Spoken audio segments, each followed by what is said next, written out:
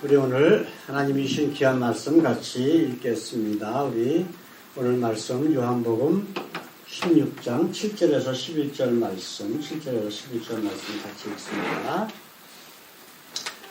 그러하나 내가 너희에게 실상을 말하노니 내가 떠나가는 것이 너희에게 유익이라. 내가 떠나가지 아니하면 보혜사가 너희에게로 오시지 아니할 것이요 가면 내가 그를 너희에게로 보내리니 죄에 대하여 의에 대하여 심판에 대하여 세상을 책망하시리라. 죄에 대하여라 하면 저희가 나를 믿지 아니하며 의에 대하여라 하면 내가 아버지께로 가니 너희가 다시 나를 보지 못하며 심판에 대하여라 하면 이 세상 임금이 심판을 받았음이니라. 아멘. 오늘 말씀의 제목 우리 같이 읽어보십시다. 성령이 하시는 일. 모든 교회마다 성령이 뭐 어쩌고 그러면서 참 얘기를 많이 해요. 그렇죠?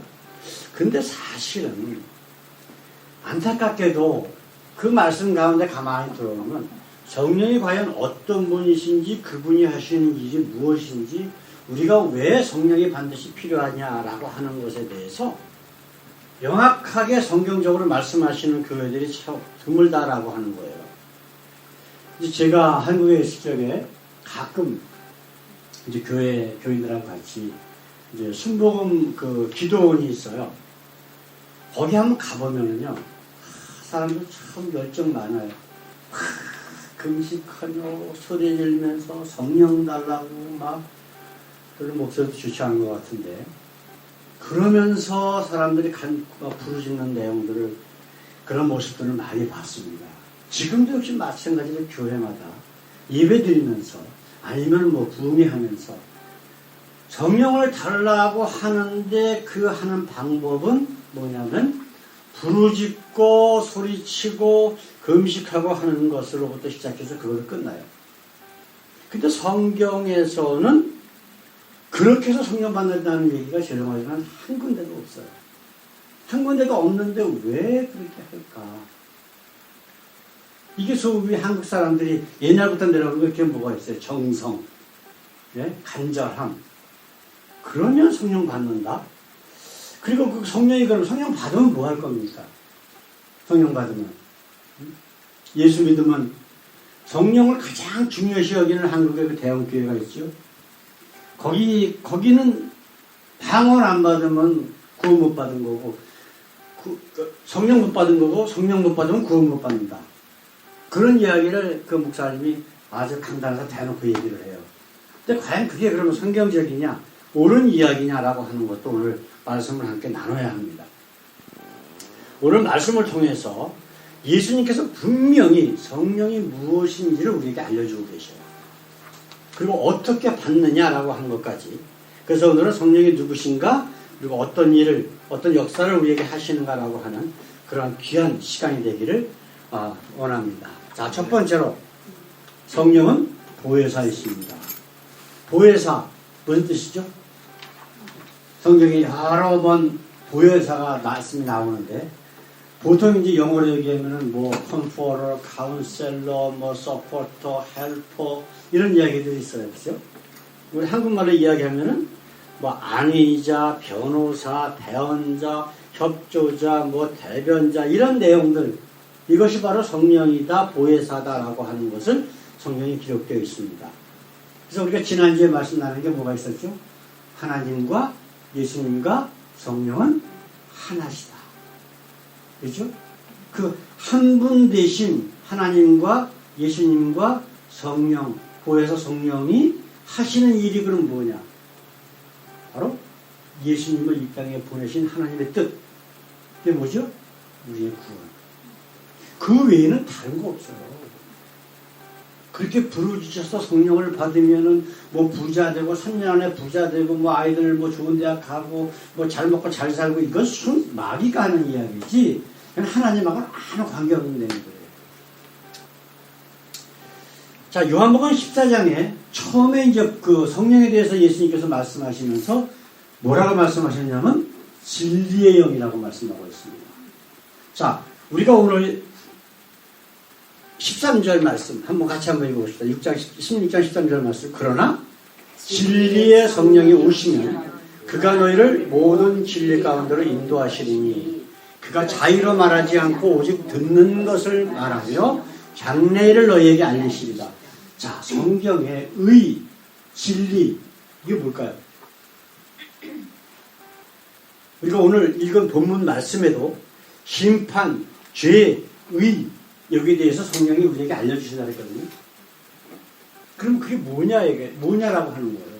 진리가 뭘까? 성경에서 말씀하시는 진리가 뭘까? 하나님 말씀. 바로 그거예요. 우리 열왕기 상하 역대 상하를 하면서 이스라엘 전체 역사를 쫙 훑어봤어요. 그죠?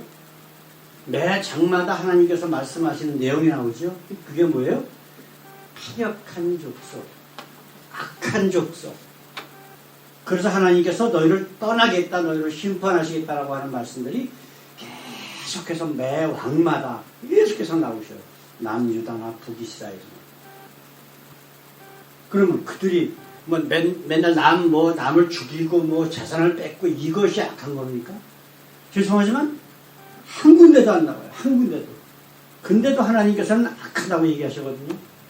네? 불의하다고 얘기하시거든요. 타협하다고 얘기하시거든요. 근데 그게 뭐예요? 그게 하나님을 무시하는 거예요.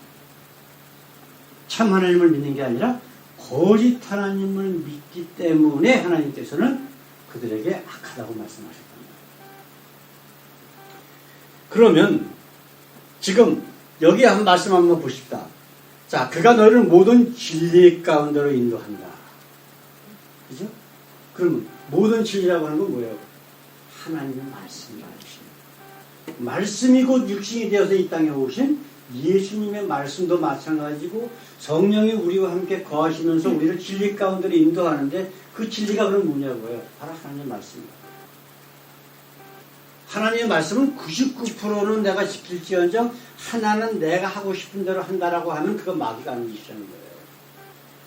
하나님의 진리는 99%를 원하시는 거예요. 100%를 원하시는 거죠. 제가 그 전에 한번 드렸던 질문 한번 다시 드릴게요. 자, 제가 우리 김 지사님 댁에 가가지고 좋은 게 있어. 딱 보니까 너무 탐스러워. 그래서 그걸 훔쳤어. 그게 죄일까요? 아닐까요? 죄죠. 훔쳤으니까. 훔쳤으니까 죄라고 하는 것은 잘못된 거예요. 이게 바로 지금 우리가 세상에서 악하냐 악하지 않느냐라고 하는 것의 기준이 우리가 잘못된 거예요.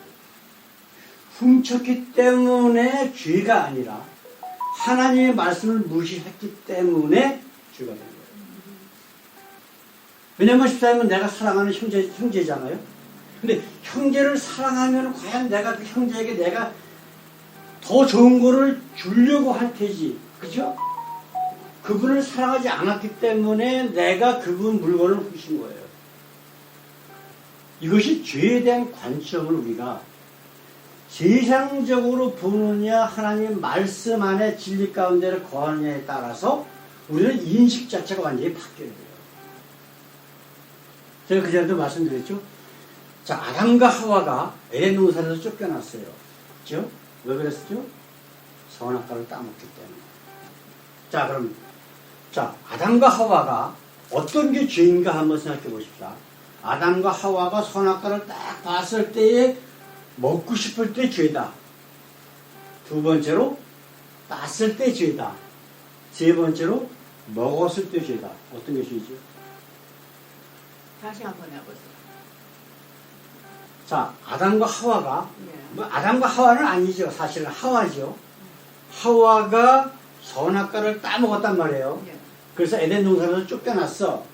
왜냐하면 그 죄가 있는 상황에서 생명나무를 먹고 죽지 않는다 그러면은 하나님께서 이 땅을 창조하신 모든 그 원인들이 다 없어져 버려요. 악으로 가득 차. 그렇기 때문에 할 수 없이 하나님께서는 하와를 에덴 동산에서 쫓아내시고 제2의 찬스를 주시는 거예요. 회개하고 돌아오셔야 돼요. 자, 그럼 다시 질문을 들어가겠습니다. 하와가 선악과를 따먹고 쫓겨났는데 그러면 하와가 선악과를 따먹고 싶을 때의 죄다. 그런 마음을 가졌기 때문에. 두 번째로 선악과를 땄을 때 죄다. 세 번째로 선악과를 먹었을 때 죄다. 첫 번째가 어떤 게 첫 죄일까요? 번째가 계속 나오는 거죠. 첫 번째가 계속 나. 세 그러니까 번째가. 보통 우리가 인간적으로 생각할 적에 윤리적으로 생각할 때는 따먹고 싶었을 때부터 죄다라고 생각하는 것이 일반적인 상식인데 그거는 성경을 보고 하나님을 믿는 사람으로서 잘못된 생각이 되는 거예요. 무슨 얘기냐면 하나님은 뭐라고 말씀하셨냐면 먹지 말라 그러셨어요. 아시겠어요? 먹지 말라 그랬기 때문에 먹고 싶은 마음이 있는 거는 인지상정이야. 그래야 안 그래요? 먹음직스럽고 탐스럽다라고 성경은 기록해 놓고 있거든. 그러니까 정말 보기에 정말 먹고 싶어 입에서 침이 질질 흘러. 그건 죄가 아니에요.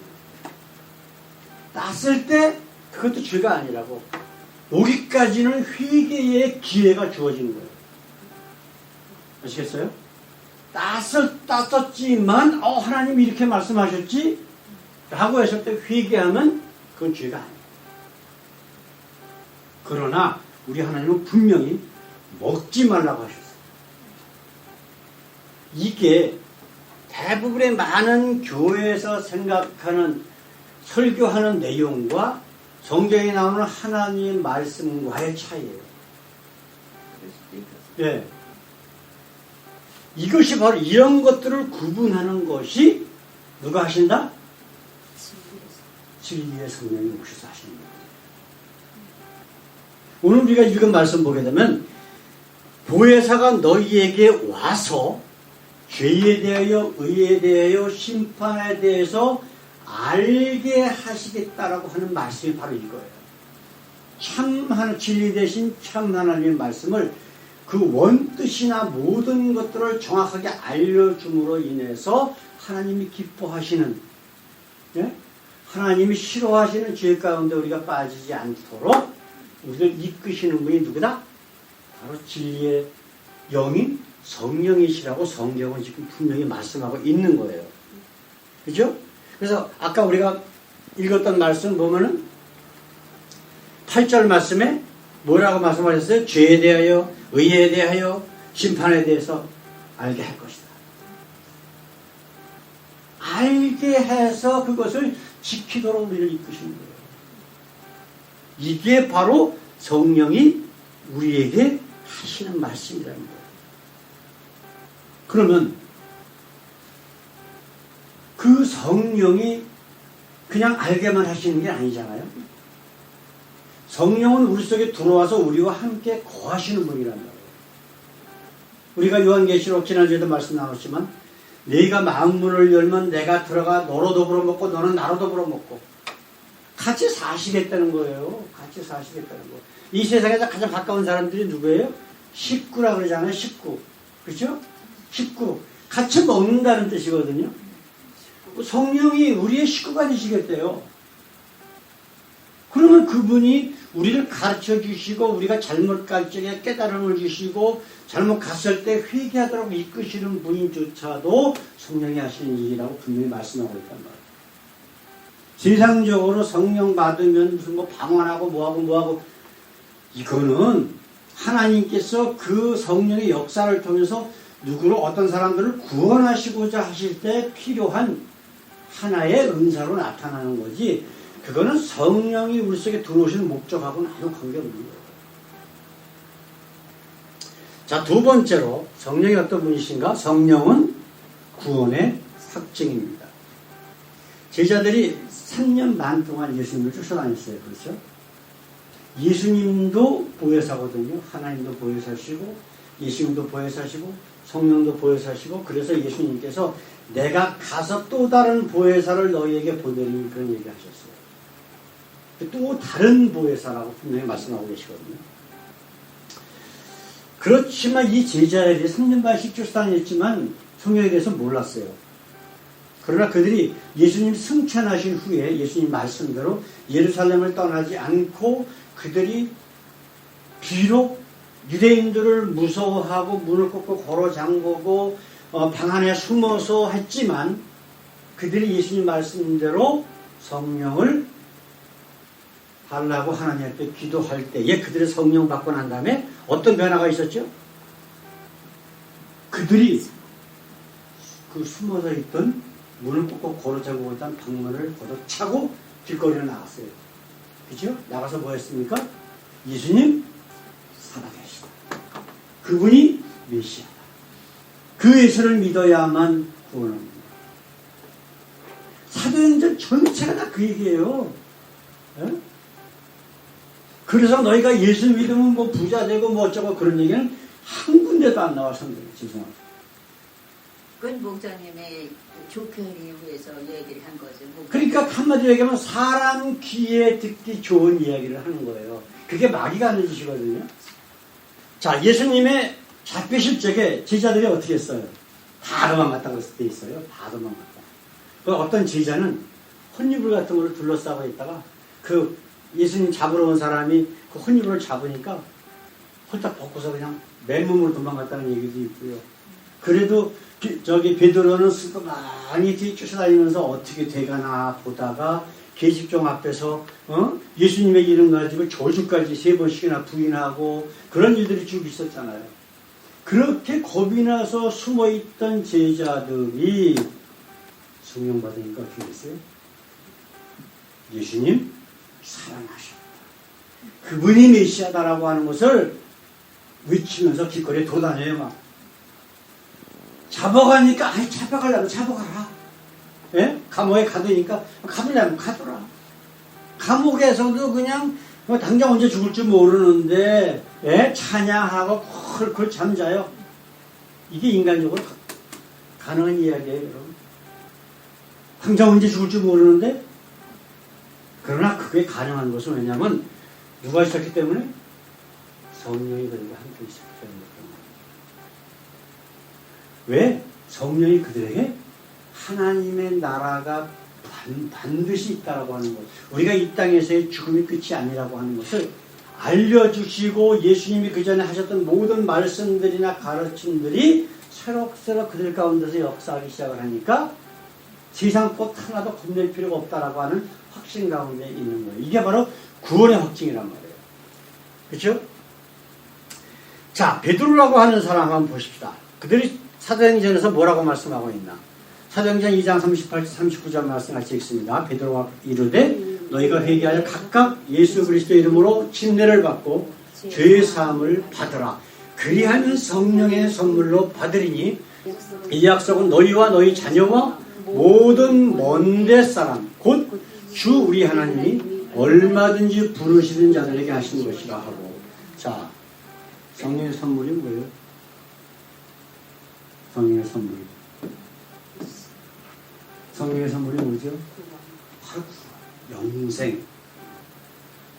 성령이 오셔야만 영생, 구원이 확실히 인쳐집니다. 자, 요한복음 3장 16절 말씀을 잘 아시죠?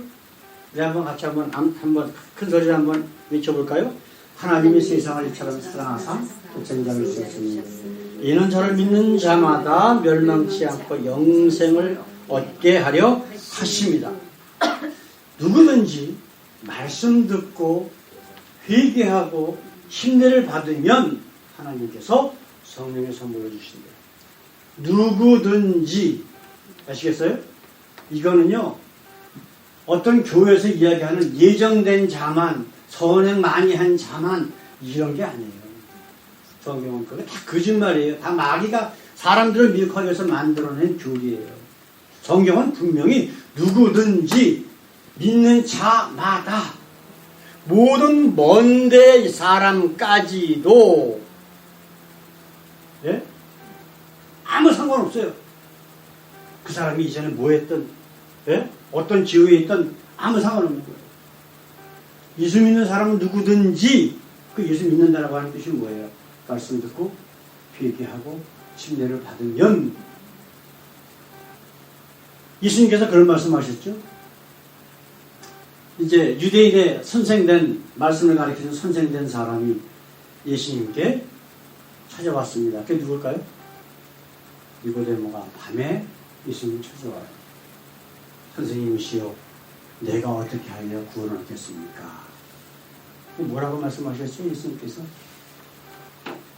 물과 성령으로 거듭나지 아니하면 결코 하나님 나라에 들어갈 수 없다. 분명히 얘기하셨어요.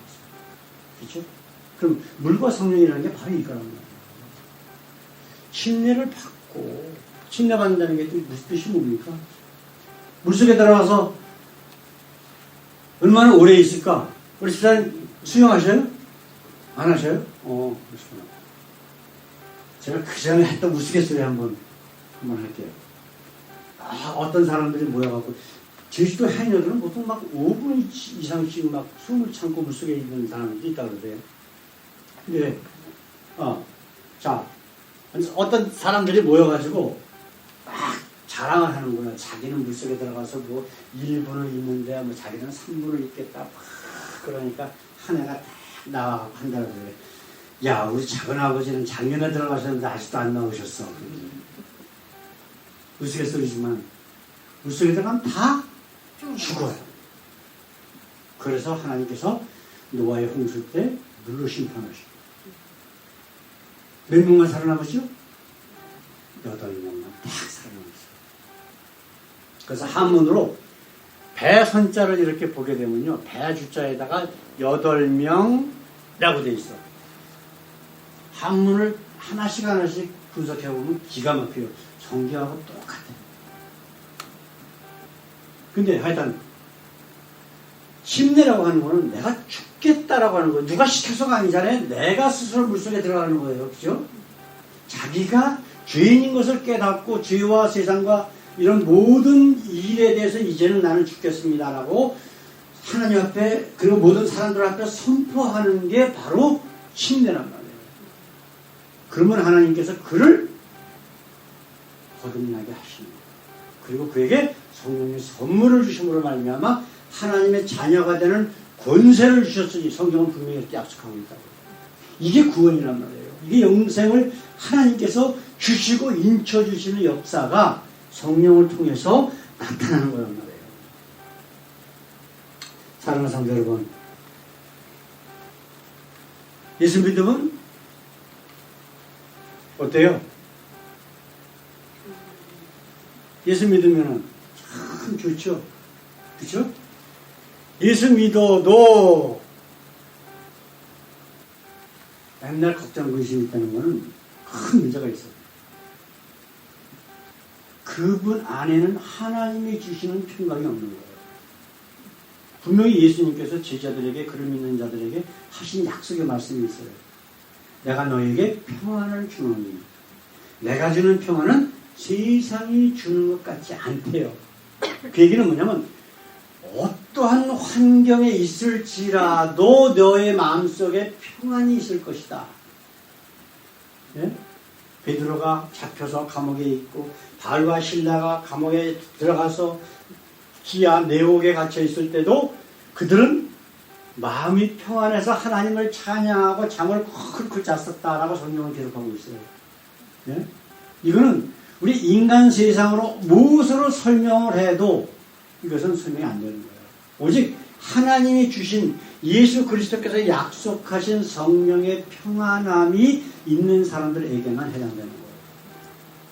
오죽하면 하나님께서 베드로를 다시 감옥에서 끌어내서 하나님이 주신 그 귀한 전도 사역을 맡기려고 했더니 천사가 나타나는데 베드로가 그걸 잠을 자고 있어요.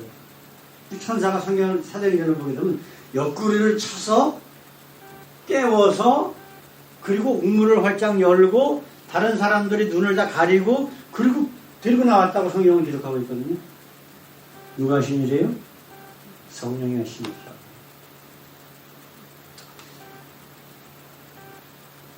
세상이 힘들죠? 그죠? 사는 것 자체가 매일매일이 물론 기쁜 일도 있지만은 따지고 보면은 어렵고 힘들었던 일들이 더 많아요.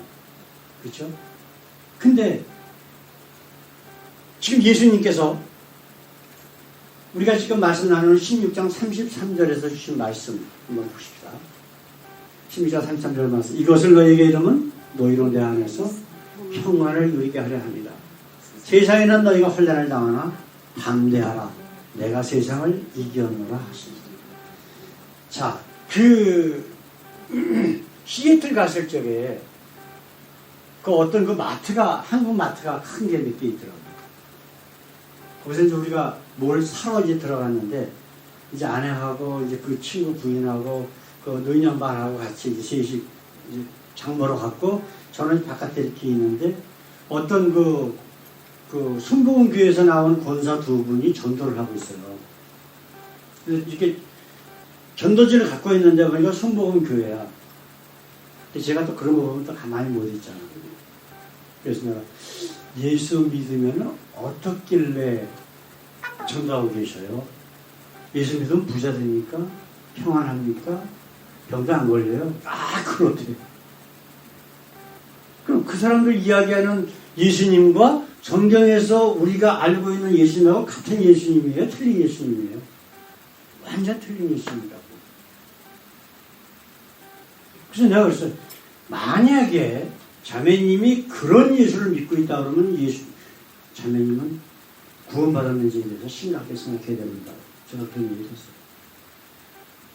우리 하나님이 성경 역사 전체에서 가장 가증히 여기시는 게 뭐예요? 거짓 하나님 믿는 거예요. 거짓 하나님. 하나님인 것처럼 가장한 마귀를 믿는 것이 바로 하나님이 가장 싫어하시는 것이고, 결코 하나님의 용서가 없는 그런 죄악이란 말이에요. 예수님이 만약에 그렇다 그러면 그 자기가 믿는 예수님은 이 땅에 오셔서 잘 먹고 잘 살고 권력과 모든 것을 마음껏 누리다가 편안히 하나님 나라 가셨어야 돼요. 그래 안 그래요? 근데 우리 예수님은 그러신 분이 아니에요. 세상 죄를 지고 가는 어린 양으로서 우리의 모든 죄를 짊어지고 우리 인간이 겪을 수 있는 가장 극심한 고난을 다 겪으신 분이라고. 네? 그리고 인간이 겪을 수 있는 가장 극심한 고통인 십자가 사형을 당하신 분이에요.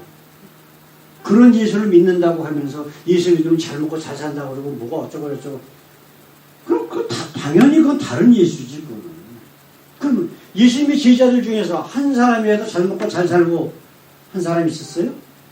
하나도 없어요. 그 예수님 지금 뭐라고 말씀하셔요? 세상에서는 너희가 뭘 당한다고? 환난을 당하나 담대하라. 내가 세상을 이겨요. 담대하라. 이 땅에서 받는 모든 고난과 어려움은 일시적이야. 별거 아니야. 너희에게는 뭐가 있다?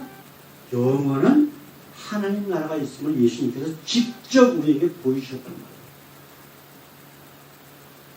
이제는 우리가 어떻게 살 것인가 한번 생각해 보시죠. 우리가 만약 정말 예수님의 그런 삶을 본받아서 세상에서 환난을 당해도 저 영원한 하나님께서 우리를 위해서 약속하시고 예수님이 가셔서 내가 너희를 위하여 거할 것을 예비하러 하신 말씀처럼 영원한 하나님의 나라가 있음을 보고 그 하나님의 나라만 바라보고 산다면 우리에게는 뭐가 있어요? 우리에게는 뭐가 있어요? 평안을 누릴 수밖에 없어요. 그게 누가 준다? 우리 예수님, 우리 하나님, 그리고 우리와 함께 계신 성령께서 우리에게 주시는 놀라운 복이라고 해요. 이 복은 환경과 모든 걸 초월해서 우리에게 주시는 거예요. 이런 평안함이 우리에게 있다면 우리는 이미 구원받은 거예요. 아까 우리 찬양 부른 거 기억나세요? 주 예수와 함께 하면 그 어디나 어디를 뭐라고요? 하늘나라, 하나님의 나라예요. 지금 우리가 하나님의 나라에 거하고 있다면, 우리가 만약에 이 땅을 떠난다면 그대로 우리 영혼이 여기 살다가 하나님의 나라로 옮겨지는 거예요. 구원이라고 하는 뜻 자체가 옮겨진다라고 하는 뜻이에요. 특별한 거 아니에요. 구원, 옮겨진다. 이 땅에 죄 많고 환난과 고통이 가득 찬 세상에서 어디로 옮겨진다? 영원한 하나님의 나라. 눈물과 고통이 없고 우리에게 기쁨만 영원히 지속되는 바로 그 하나님의 나라로 살짝 옮겨지는 거예요. 불과 0.몇 초 만에 숨을 끊어지는 즉시 어떻게 사시겠습니까? 어떤 걸 더 좋아하세요? 물론 뭐 대답 안 하셔도 영원한 하나님의 나라가 바로 저와 여러분들의 유일한 소명인 줄 믿습니다. 성령님과 함께 더불어 우리가 정말 하나님이 기뻐하시는 그 야다의 하나님, 내 양은 나를 알고 나는 내 양을 알고 그 알고 우리 속에 들어와서 하나님과 우리 예수 그리스도를 더 알게 하시고 우리를 구원으로 이끄시는 성령님을 찬양하며 힘차게 날마다 승리하시는 저와 여러분들 되시길 주님의 이름으로 축원합니다. 기도하겠습니다. 사랑의 아버지 감사합니다. 성령님은 바로 우리 구원의 확증이시고 보혜사시고 진리 되신 우리 하나님과 예수 그리스도를 더 알게 하시는 분인 것을 말씀을 통해서 다시 한번 깨닫습니다. 아버지, 우리가 항상 말씀을 볼 때, 무엇을 할 때, 무엇을 생각할 때마다 우리 주님께서 우리에게 진리라고 하신 그 기준을 생각하며 오직 하나님 말씀 안에만 거하며 하나님께 영광을 돌리는, 그래서 우리와 함께 계신 성령을 기쁘시게 하고 하나님께서 우리에게 약속하신 그 영원한 하나님의 나라를 향하여 열심히 달려갈 수 있는 저희 모두 되게 하옵소서. 감사하며 예수님의 이름으로 기도드렸습니다. 아멘. 아멘.